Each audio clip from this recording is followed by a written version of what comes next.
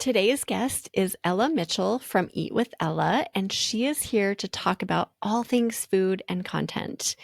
We chat about why TikTok recipes are her love language, how she finds hidden foodie gems while she's traveling, current food trends. This one was really intriguing. She brought up something I was not expecting here in summer of 2025, and the real struggle of editing your face chewing in HD. Let's dig in to episode 719. So I know you have a blog that's kind of multifaceted, Eat with Ella. Do you want to tell us a little bit about that blog? Yeah, so I officially launched my blog, I would say about a year and a half ago. That's like a website, obviously. But I started doing my food videos and all that stuff 2020, kind of bored at home like we all were. And I kind of got that inspiration from those BuzzFeed videos from back in the day where it was, no face, no nothing. It was just like people's hands, obviously, cooking food. And they were always making the coolest things and, like a lasagna pizza or whatever it was. And so I was bored at home, love cooking. So I just started making videos. And then last year is when I started being like, oh, I should really just get this down on paper or I guess on the internet and write it down. So I really started actually launching my website and everything back then. And yeah, I really enjoy it. Is kind of staying aligned with the trends and tapping into them in the foodie realm, is that something that you've always been interested in, always done? Yeah, I think that when I started with my TikTok and started creating those videos, the way to really get traction in your videos or get yourself to have an audience is to follow the trends and to be doing something someone else sees as familiar. So I've noticed that when people are all talking about that, feta block pasta with the noodles and whatever, it's like it only helps to do it too and just say, and maybe your spin on it is this worth the hype? Is this worth what everyone's talking about? Because then you're getting the views, you're getting those follows, and you're getting the eyes that you need to then translate to people coming to your blog. So I kind of feel like it's jumping on the bandwagon to get the people to see you, to then show them kind of your unique things. So to get on the bandwagon, we obviously need to know what the bandwagon is. How do we find that? Do we just go on TikTok and look at what is trending for recipe videos, or Yeah, I Instagram, or mean, all the above? I'm definitely a avid scroller. Yeah. So that's kind of where I thrive. So yeah, I'll see, one person makes it and then if I find it interesting, I know that other people are going to find it interesting. For example, there was one during COVID that a girl was eating it was pickled garlic in a jar, and she would Oh, add in sriracha and thyme. And she lived in Germany. Anyway, it was like a huge video trend. And so everyone, when have you ever thought to buy pickled garlic? Never, but yeah. they were off the shelves because this girl Wow. made that video and everyone wanted to try it.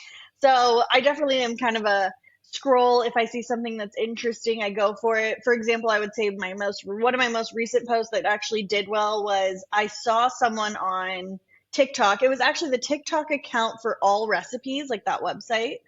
And it was just a woman saying, I'm eating Rotel tacos. And she didn't even give a recipe, nothing, just, I'm eating Rotel tacos. And the comments are literally begging for someone to Oh, explain what wow. that means. And so I instantly just walked to the store across the street, bought the ingredients, and I made Rotel tacos. And that video did well because I knew it was going to do well based Yeah. off of those comments. Right. Oh, interesting. Okay, so you can kind of do your own scrolling and see what is creating that engagement, right? And then create either a recipe, your own version of the recipe, or maybe just your opinion about it, like you said, like Hmm. this sounds terrible or this sounds great, something like that. Yeah, I think that that's my biggest one is just, you've seen everyone else doing this, but is it worth you actually going out and getting it? Let me do it for Right. you kind of vibe. Yeah. Okay. So TikTok is a great place for that because I know a lot of people publish recipes and ideas or opinions about recipes on TikTok. Is Instagram also a good place to look? I have found, I think that currently in just my opinion, but it's TikTok sees it first, and then it's Instagram, and then it's Facebook. So, your grandma might be DMing you that recipe on, Facebook, and you're like, Grandma, that was last month. Like, we saw that. But it just takes a while to trickle down. I would say because TikTok is I would say TikTok's the one where you would catch on to it first rather Okay. than Instagram. Yeah. Okay. It's the place to go first. So, most of my listeners are food bloggers. Some of them are also TikTok creators and Instagram creators.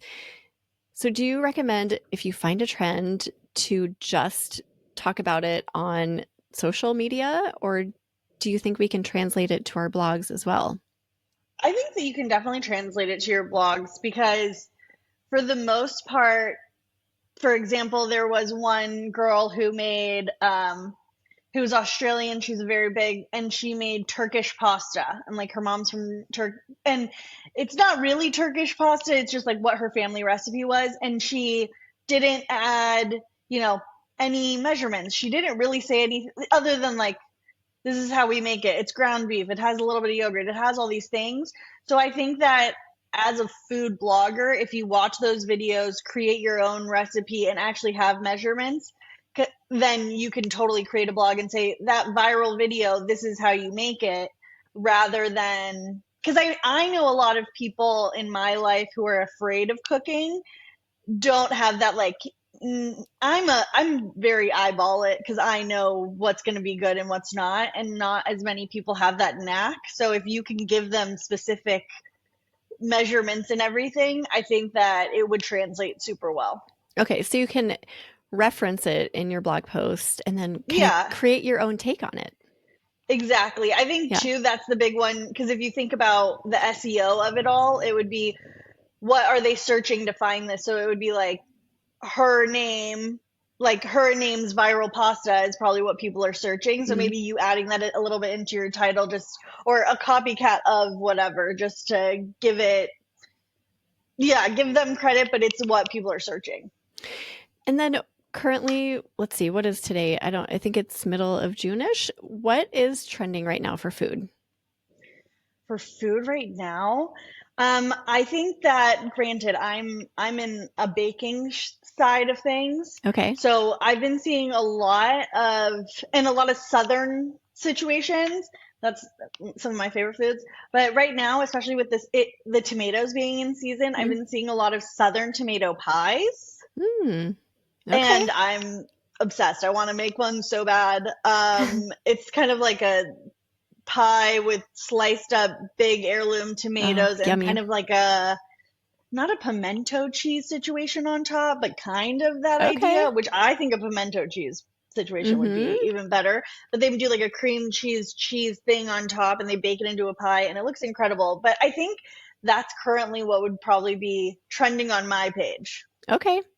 And then do you find that from year to year, different like weird things emerge? Like I know seasonally, like tomato season and cucumber season and zucchini and all of that, but are there any like kind of uniquely weird things emerging this summer that you haven't seen before? I think it also, okay, I feel like it's like sometimes foods are also trending when some country is trending, if that makes sense. Oh. You know what I mean? So it's like, for example, I remember last summer there was a huge dive into making a Brazilian lemonade, Hmm. and it was just because I guess a lot of influencer maybe people that people were watching had gone there and said it was so good. So then those videos started to emerge, and so I think it also has to do a little bit with a country being like kind of like a country is trending, if that makes sense. I never would have thought of it like that. That's really interesting. Yeah. Yeah. Okay. So you do a lot of traveling as well because your blog is partially a travel blog, correct? Hmm. So how do you manage food when you're traveling? I think that's one of the perks of traveling is getting to try new foods and experiment with new things that you normally wouldn't. So Yeah. how do you find those gems when you're traveling? Well, I think that I have just a knack for it. It's really my thing. It was so funny. I recently my boyfriend and I just went to like Hong Kong, Wuhan, and Seoul, South Korea. And before we were going, I just remember saying, well, we should definitely add Seoul or wherever it was. It was just, and I said, because I just can't wait to eat there. And he literally looked at me and was like, well, why is it like, shouldn't you want to see the things? And I was like, no, no, no, we'll see the things in between meals. Yeah. Meals are I'm priority. going, yeah, like meals are I'll walk Yeah. to see the things. I just want to know I'm being fed along the way. And I think the best way truly to find those best ones are definitely a social media. I think social media is a back and forth for me because I've gone to some of those places that people are like, this is amazing. And 100% that plate looked gorgeous, but it I'm not necessarily a person who needs to eat with my eyes. um, I definitely had I went to one place in Seoul that was definitely a trendy place and I didn't love it. And the man who sold me street food was 10 times better, you know? Right. I'm definitely more that type of an eater. But I also find a good space is Reddit. It's an Ah, amazing place yeah. because people from those countries are the ones that are telling you, I live here, this is where I like to eat, Yeah. and maybe they don't, and they're not the people that own their food blogs, right? I think it's just because it's like directly from those people who live there. So getting the insider scoop somehow. Yeah, exactly. Or yeah, it's the insider scoop, and it's also, I mean, I'm the first person to annoy my boyfriend. I get in an Uber, and I'm like, "Where would you eat? Where are you Yeah. eating out here?" And this is where I love to go, and I love too that it's not, oh, I go to this 5-star restaurant. Like it's like, no, no, no, this Mm, mom and pop place that's been here for 50 years. That's where I enjoy getting my Chicago dog. Like that's where I want to eat. yeah. Do you have any blogs or other resources you go to, like maybe podcasts or something, when you're looking for those hidden foodie gems? Or is it just I think asking locals? I definitely think that I will search it up and see. There's definitely, the eater, like there's eater Hmm. LA, there's eater this. I definitely take those into account and add them to my list. And then maybe I'll cross reference that with like the Gotcha. Google reviews Yeah. or, I also am a diehard for an Anthony Bourdain. So, I mean, I'm going to watch his episode before I go to that city and see what they have there. But I definitely am like, I'll Google, I'll look at everything. I'm a person who has so many pins on my Google Maps when I go places, and then I put a little note like, they said that the French toast here is amazing, or I put little things because I think when you travel, sometimes you end up in a place and then you're like, oh my gosh, we're hungry. What are we going to do? And I can pull that Yeah. up and be like, oh, this is what's around us. Yeah.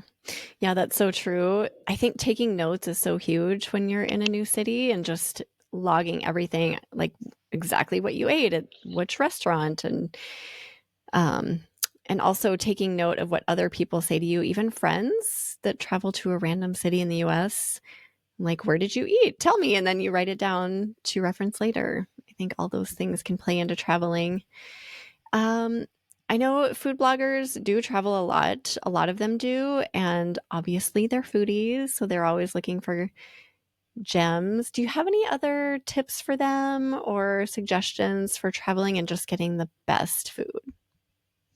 Yeah, I mean, I think one is always, I mean, that I have already said is always just to ask locals and see what they're doing. I think the main is that when you're traveling, I feel like sometimes people want to go to a place and go to that most popular restaurant, and always feel that it's never as good as it. That's just me. I'm a person, in my personal opinion, and don't get me wrong. Every time I go to a different country, I'm like, let's do the street food and let's try to hit a Michelin star restaurant. I am almost always getting another meal after the Michelin. I'm Yeah. going to the Michelin star and heading to street tacos Yeah. after. But I also like appreciate the artistry of it all. I think that I would push people to be more towards what is local so that you actually experience that country more than what was geared for tourists and being uncomfortable. That's really the main thing. Because I think that when you travel, you're going for what's comfortable, what's easy. They're definitely going to speak English. And I'm the place where I'm like, I'll point at a picture if I have to. I'll pull out my Google Translate. I just want to be like, I want to be in it and say that I was there rather than, that I got like kind of the Americanized experience. And then when you go to new restaurants, do you actually publish reviews about what you eat on your site? Yeah, so I have like a section in mine that's literally called "Is it worth the hype?" Where I actually go to restaurants that are hugely popular. And that's where I review it. And then and I also, okay, I think a big thing about reviewing food is that you have to, I understand that like what I enjoy is not what you're going to enjoy, is not what Hmm. they're going to enjoy. I'm not a huge fan of coconut. I'm okay with coconut, but if it's so coconutty, it'll destroy it for me. But it could be the best for someone else. So I try Yeah. to review food in that way of just being like, it was, this was delicious. This wasn't my vibe, but if you like X, Y, and Z, then it would be yours. But I think we could all like across the board be like, oh, but the chicken was raw. So like, Yeah, there's right. having those conversations for sure. But I always try to keep it like that's something that that's why when you read some places that have 3 stars on Google, I try to go through because I'm like, what were you actually mad about? Was like if you're saying Yeah, it's the flavor of the food, one thing is different than service or whatever. absolutely. Yeah.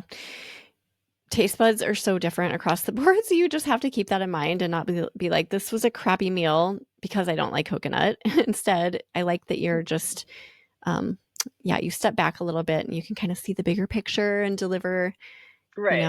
like a And I mean, product. and don't get me wrong, half the reviews I have on there, I'm like, not worth the hype. But that's my opinion. Like, I also don't want, I don't know. And like recently, it was maybe it was like maybe like Obama's or something came to Phoenix and ate at one restaurant because I noticed on my SEO that one of my restaurants that was Is It Worth the Hype was like blowing up, and I was like, I feel so bad because I Oh, said it wasn't. I was oh like, but I was like, I'm so no. Oh sorry. gosh, that's funny. So, how do you feel about food bloggers putting the same sorts of reviews on their blogs? Is that something that helps your traffic? Do you care? Maybe you don't care if it helps your traffic. Do you just want the value there? I think for me personally, and this is just because like Ella as the brand, Eating with Ella, I like getting obviously the collaborations and the experiences. So, and being able to like, I've had like tourism boards reach out to me and things like that, which are really exciting. And that's something that's my goal and something I Hmm. enjoy. So I think that it's all about whether that's something you're interested in, right? So if that's something that you want to be able to pursue, then all for it. Yeah, right. I think it's just a decision that you have to make on your personal brand. Like some brands probably wouldn't align with that and some would. Right. So it's an option though. I think if you really, like you, enjoy going out and exploring new foods and new tastes, then that could align with what your brand is. And you could write more about it, not just on your blog, but on social media too, or either or. Yeah, exactly. And something that I've definitely realized is, some videos that I have can do super well that people are looking at rather than the blog post about it, and then vice versa. So I always try, for me, it's like cast in a wide net. I mean, and maybe a video that does well on Instagram doesn't do great on YouTube or whatever. And then it's always vice versa. So I just feel like when I have a piece of content in written and or video, I try to just throw it out there. So when you find a new trend, a new food trend, how do you go about, I don't know, like exploring it creatively? So do you have a process like you create a video and then you maybe create a post, or does it just depend on your inspiration for that trend? Yeah, I mean, I think my process personally is just if I think, for example, again, those Rotel tacos. I literally looked at it. I was like, I need to try this. It was just like instant. I'm gonna walk out the door and go figure out how to make this. And also, sometimes I'll throw it into, a chat GBT. Hey, I really liked this smoothie. These were the ingredients. What are your thoughts on how maybe this is being made, or Mm, what are these kind of things? Or just kind of seeing what's out there and then going and then kind of recipe testing it till like I enjoy it. And then I usually am making a video of it all, and I like to make my videos kind of being like, this one was bad. Don't do this one, and then, oh, I finally got it right because I used this versus that, or maybe it was this cheese and not that one. But I try to document it all because all of it is Yeah. content. And I try not to be like a perfectionist when it comes to that because I was in the past, and that was when I just really wasn't posting because I kept thinking, oh, what's this problem or Yeah. what's that problem? And I try to be more just throw it out there. Who really cares? Kind of more of a vibe of that. Yeah. Perfectionism doesn't really align with being a fruitful content creator, I don't think. So it's good that you dropped that.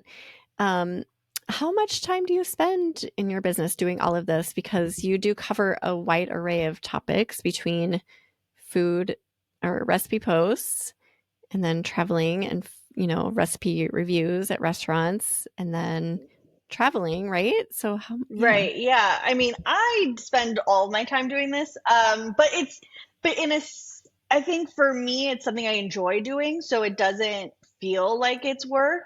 Mm. So, I mean, yes, I am spending a decent amount. I mean, yes, I also have a day job, but I do enjoy, this is like one of my favorite things to be doing. And if I'm cooking, set up my phone, like throw it together, and then later on before I go to bed maybe I'm writing about that recipe that I made. It's not, but to me it just doesn't feel like work because I enjoy doing it. Mhm. Yeah, that's good. I think that's the goal for everyone, right? And then talk about, okay, so going back to that perfection thing, I think that a lot of people don't do video because of that. Like they feel like they have to show up perfectly, their hair has to be perfect, they have to be in the perfect mood, whatever, like the perfect setting. Um, so talk about getting over that because I think this is a big hurdle for a lot of my listeners. For sure. I mean, for example, I have my sister Jeremy. She and I literally sound the exact same. We pretty much have the same voice. And it's so funny because sometimes she'll hear me editing and she's literally like, how do you do it? How do you listen to your voice and not cringe? Or whatever it is. And I literally was like, for one, we have the same voice. For two, it's kind of like immersion therapy, kind of. And two, I do videos. I currently look okay. Okay.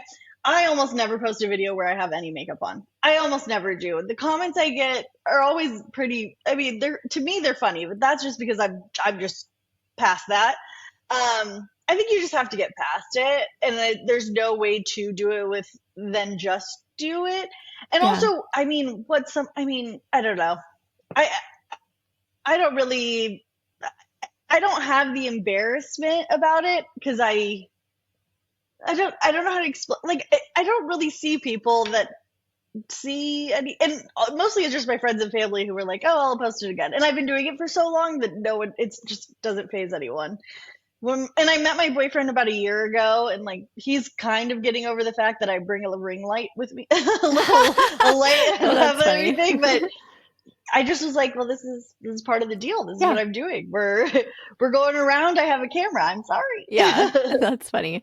So, in a nutshell, just do it. Like, just get started and consistently show up is the message. Yeah, and I mean, if I tell you right now, I mean, the amount of like cool opportunities I've had from it is just insane, Yeah. Like, so that's really one of the things that I try push, like telling people is that just doing it, you get so many opportunities, you get so many brands who like to reach out to you to send you X, Y, and Z, or just whatever it is. It's like I've gotten really cool things and opportunities out of it that I wouldn't have been able to do if I weren't just posting my face on the internet. So And you don't know what those opportunities are, right? Like when you get started, you cannot conceive what could possibly come your way. And when they do, you're like, wow, that was really cool. I could have never predicted that.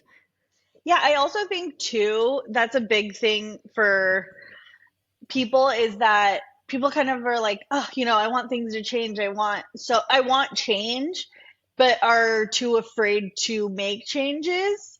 So it's Mm. like, it's like you're instead of making a choice to change, like you're choosing to stay the same. In that way, Mm. you are making that choice. So I always encourage people just do it. That's okay. What you said is so powerful. So, yes, most people you talk to are going to say that they want change.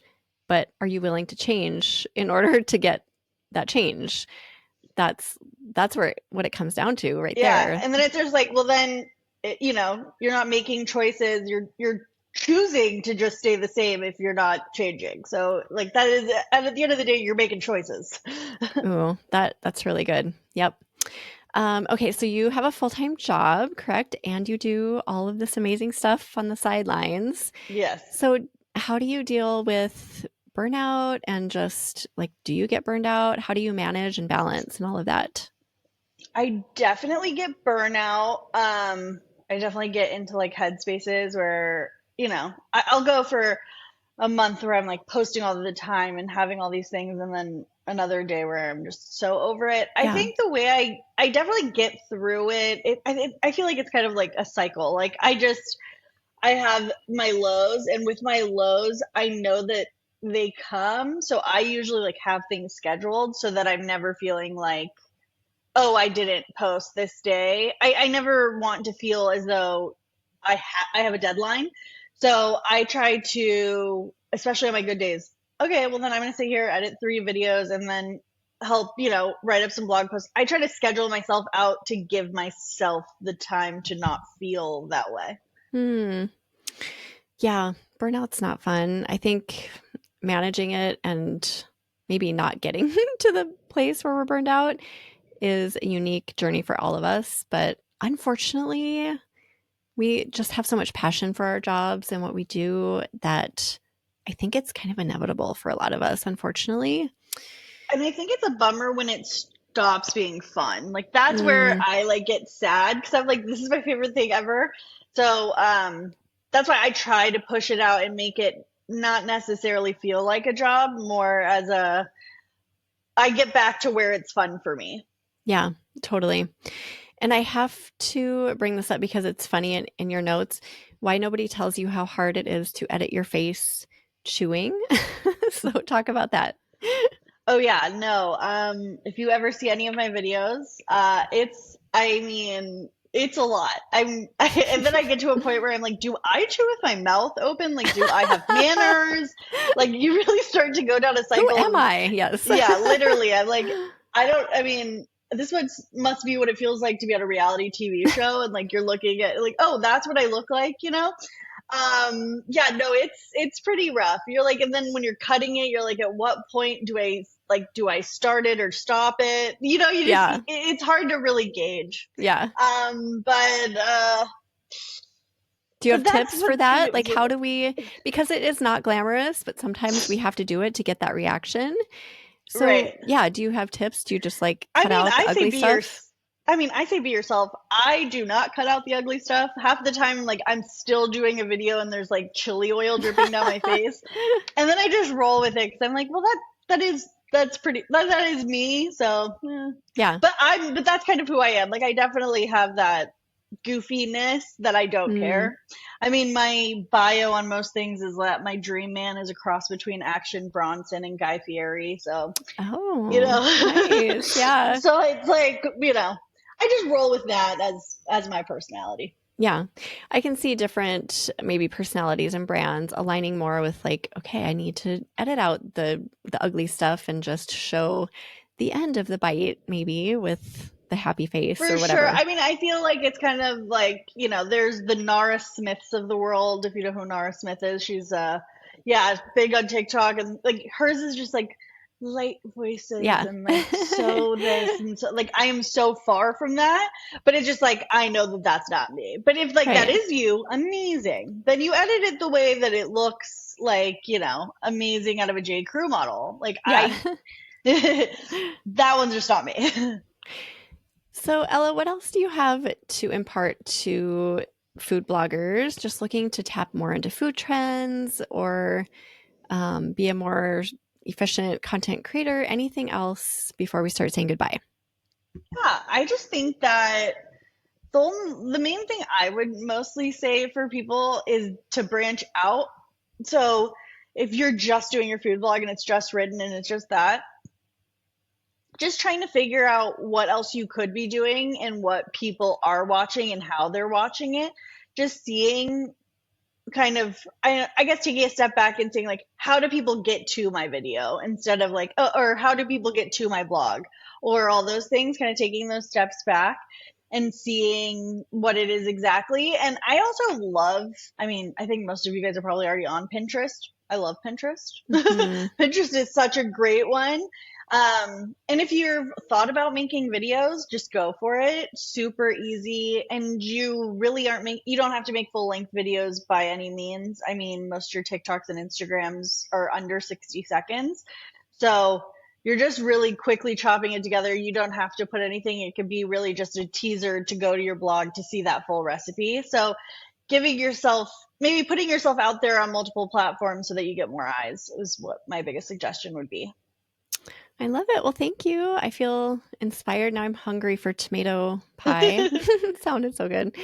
Thanks for joining us and for just sharing all your value and showing up today. We really appreciate Yes. it.